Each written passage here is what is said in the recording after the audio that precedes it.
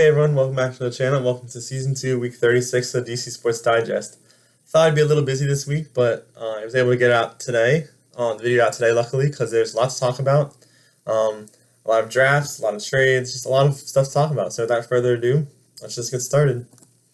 Starting with the Nats, they lost the Dodgers and Padres series, but they did win the first game of the Angels series, scoring their most runs, I think, since 2021. They scored 15 runs, and won 15-9, an interesting game. Keibert Ruiz unfortunately hit the 10-day IL while in the dugout. It was, I think, hit in the head by a foul ball, so that's really unfortunate. Drew Mios was called up, so hopefully he'll get better soon. That's really a freak injury. The first All-Star results came back, and James Wood was snubbed from the All-Star game. It's really it was because of the fan voting, but it's kind of ridiculous. He literally has better stats than some of the Dodgers players and all these other people that made it in front of him. There really was no reason other than popularity that he didn't make it, which is really ridiculous. And I think it's still going to be okay because he can make it as a reserve. He maybe will be in the home run derby. We'll see what happens. And hopefully in the coming years he'll also make it to another All-Star game. And he's going to be a star in this league, so he'll be back and he'll make it. People will finally start seeing. This is really the first year of it, so very young and much more to come from James Wood. And coming up this week with the Angels series finishing, the Tigers series, and then the Red Sox series starting. That's all I have for the Nats. On the Wizards, a lot to talk about. Trades, drafts, contracts, a lot of stuff. So first off this week, Chris Middleton picked up his player option for next season, so he will be back with us, at least for another year. Then the big trade that happened, Jordan Poole and Sadiq Bey were traded to the Pelicans for CJ McCollum and Kelly Olynyk, and also we swapped second-round picks. Definitely sad to see Jordan Poole go, but it saves a lot of cap space. Next year, as you can see at the bottom, we're going to have $100 million in cap space next season. A lot of it because we let go of Jordan Poole. I just wish we got a little bit more back for him. We still got a return, but not a huge one. But it's still okay. Definitely appreciate all that he's done for Wizards. Hasn't been here too long, but definitely made an impact on some of our young players these past couple years. And now to the NBA draft. Round 1, we selected Trey Johnson at pick 6. Really good pick. One of the guys I looked at in my draft video.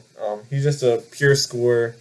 They were looking at Ace Bailey. I think tried to trade up, maybe get him, but did not get him. But Trey Johnson is just another great option. Honestly, could be better than Ace Bailey in my opinion. We'll see what happens. Doesn't have any character issues as far as I know, like Ace Bailey does. So that's another good thing. Then we also traded back from pick 18 to pick 21 to select Will Riley. Kind of like a Keyshawn George type 6'7", 6'8" wing. Good defender, but probably more of an upside pick. But we traded back to get another pick 43, as well as 2 future seconds. So as you also can see at the bottom, we have 16 future second-round picks, which can also be very good trade assets when you're looking at trades. So that's really, really good to have. Really good at a lot of draft picks. Still including second-round picks, too. So we got back in the second round and picked Jameer Watkins at pick 43. Really a defensive menace. He can score, too, but his main thing is defense. And he'll learn a lot from Marcus Smart, so that would be great. And I really like the draft. There's been some good picks. Also, there's some Summer League and undrafted free agent signings who will play with us, at least in the summer. Couple names, familiar names from the tournament, NCAA tournament, so that's really cool. And yeah, that's recaps a busy week. Summer League will start July 11th. A lot of guys to watch, a lot of interesting matchups, so definitely stay tuned for that. I'll give you guys the full schedule next week, or you can look it up yourself. It is just released, I think, yesterday. So that's all for the Wizards in a busy week, and I'll let you guys know when I have more information on them, so there's some more stuff coming soon. On to the Caps, wanted to shout out Zdeno Chara. He was only a Capital for 1 year, but he did make the Hall of Fame, so congrats to him. The development camp dates are announced for rookies and just young guys. So that will start next week, July 1st. We made one trade. We traded a 2026 second rounder and a 2027 sixth rounder for Justin Sordiff. He's a AHL player from the Florida Panthers. Apparently he has a lot of upside. I think he could make it into the lineup, so bottom 6 guy, and make an impact, but I don't know if it was worth trading a second rounder, but I think he will make some sort of impact and hopefully make it worth trading that second rounder. The NHL draft was also last night. It was a really long slog, through the first round, but they got through it, and the Caps drafted Lyndon Lakovich. Seems like a solid pick. I don't know too much about him. He's got pretty good size, almost like a Protus type frame, so that'll be great to see. And then coming up, the draft will finish today. I think we have 4 more picks, so I will recap those next week. Then development camp will also start this week. That's all I have for the Caps. On the Commanders, not really much, but the Ashburn facility should be getting some more upgrades before training camps. That would be good to see. There's been some rumors about uniforms, but nothing concrete yet.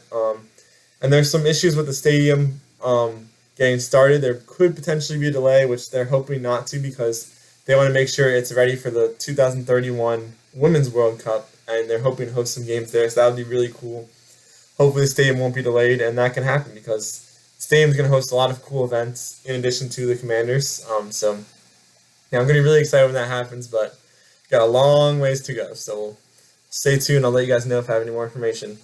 That's all I got for the Commanders. Other DC sports news, a little quieter this week. DC United has their next game tonight against Nashville. Washington Spirit tied San Diego. They have a little break until August.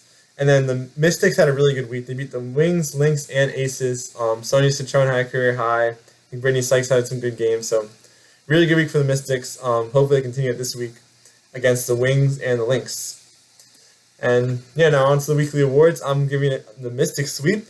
Game of the week is the Mystics beating the one-loss Minnesota Lynx, 68-64. Really good win. Provided a lot of confidence to this young team. My player of the week is Sonia Citron, 19 points per game through 3 games. And a career-high 27 against the Wings. That's really great to see her development. My team of the week is also going to the Mystics. Like I said, Mystics sweep this week. Mystics went 3-0 and had just a really great week this week. So hopefully they can continue the positive momentum into next week. That's all I have for this week. So check out the Instagram and like and subscribe. Thanks for watching, and I'll see you guys in the next one. Bye.